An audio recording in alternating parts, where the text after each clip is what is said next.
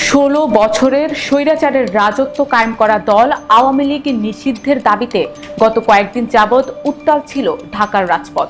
গত বছরের জুলাই আগস্টের আন্দোলনের পর আবারও শাহবাগ ব্লকেড ও গণজমায়েত কর্মসূচি পালন করে সদ্য গঠিত জাতীয় নাগরিক পার্টি সহ বিভিন্ন দল ও সংগঠন। এরই পরিপ্রেক্ষিতে আওয়ামী লীগের সকল ধরনের রাজনৈতিক কার্যক্রম নিষিদ্ধ ঘোষণা করে অন্তর্বর্তী সরকার।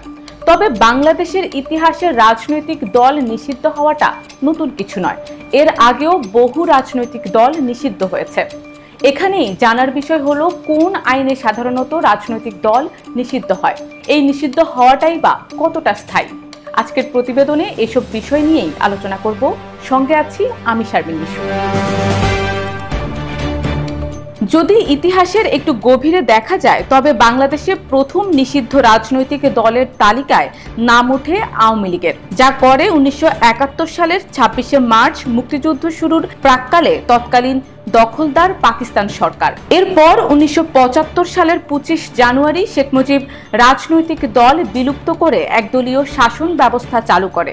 এর মাঝেই বাকশালের গঠন ও পতন, আওয়ামী লীগের পুনর্গঠনও হয়। এর মধ্যে স্বাধীনতার পর বঙ্গবন্ধু শেখ মুজিবুর রহমানের নেতৃত্বাধীন সরকার জামায়াতে ইসলামী, মুসলিম লীগের 3টি অংশ, পিডিপি এবং অন্যান্য ধর্মভিত্তিক রাজনৈতিক দলকে নিষিদ্ধ করে, যা 1979 সালে রাষ্ট্রপতি জিয়াউর রহমানের শাসনামলে আবারও রাজনীতিতে ফিরে। 2013 সালে হাইকোর্টের আদেশে আবারও জামায়াতে ইসলামীর নিবন্ধন বাতিল করা হয়, যা আওয়ামী লীগের পতনের পর অন্তর্বর্তী সরকারের অধীনে ওই নিষেধাজ্ঞা তুলে নেওয়া হয়। এই তালিকায় আরও আছে পূর্ব বাংলার সর্বহারা পার্টি, কমিউনিস্ট পার্টি, জামায়াতুল মুজাহিদিন বাংলাদেশ, হিজবুত তাহরির, যারা আজও নিষিদ্ধ। বাংলাদেশ সুপ্রিম কোর্টের আইনজীবীদের মতে পলিটিক্যাল পার্টি অধ্যাদেশ 1978 এবং সন্ত্রাস বিরোধী আইন 2009, এই দুটি আইনের মাধ্যমে রাজনৈতিক বরখাস্ত, সাময়িক অথবা আজীবন নিষিদ্ধের সুযোগ রয়েছে। তবে এখানে অনেকগুলো বিষয়ে বিতর্ক বা বিবেচনার সুযোগ রয়েছে।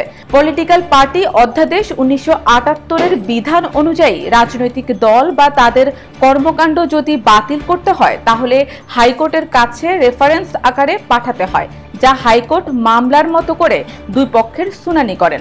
বিধিমালা অনুযায়ী দেশের স্বাধীনতা, সার্বভৌমত্ব, নিরাপত্তা ব্যত্যয়, সন্ত্রাসমূলক কর্মকাণ্ডে লিপ্ত থাকার মতো কতগুলো নির্দিষ্ট বিষয়ে যদি সুস্পষ্ট অভিযোগ থাকে তাহলেই হাইকোর্টে রেফারেন্স আকারে পাঠানো যায়।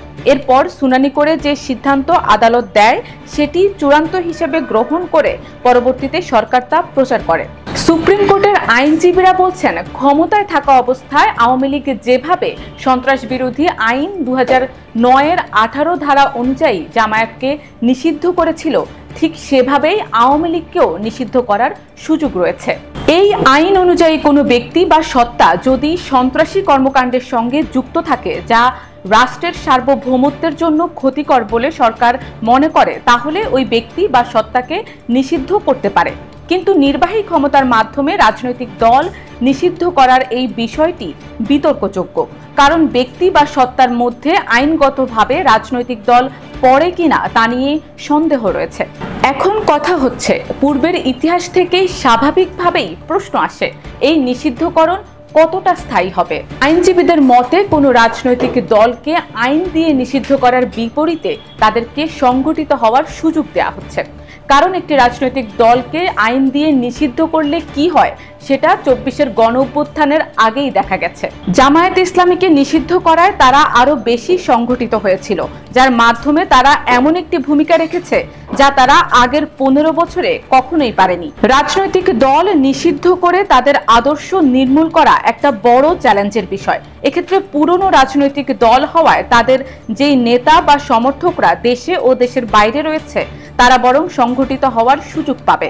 এক্ষেত্রে পলিটিক্যাল পার্টিস অর্ডিন্যান্স 1978 কিংবা সন্ত্রাস বিরোধী আইন 2009, এই দুইটি আইনে প্রমাণ ও যুক্তিতর্ক করার তেমন কোনো সুযোগ না থাকলেও পলিটিক্যাল পার্টিস অর্ডিন্যান্সের মাধ্যমে আইনগত কাঠামোয় বিষয়টির সুরাহা আদালতের মাধ্যমে হয়ে থাকে।